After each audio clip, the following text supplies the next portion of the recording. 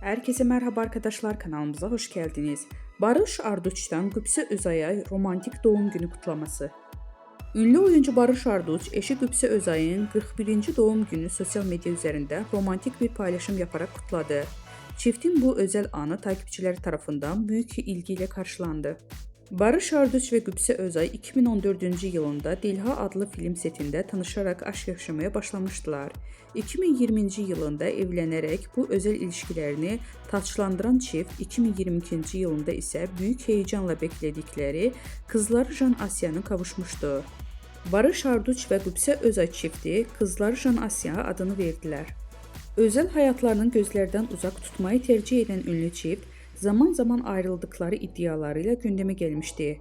Ancak bu iddialara yanıt veren çift, bir tatilde Alaçatı'da birlikte objektiflere yansıdı. Denizde birlikte giren ikili kendilerini görüntüleyen gazetecilere el sallayarak samimi bir şekilde selam verdi.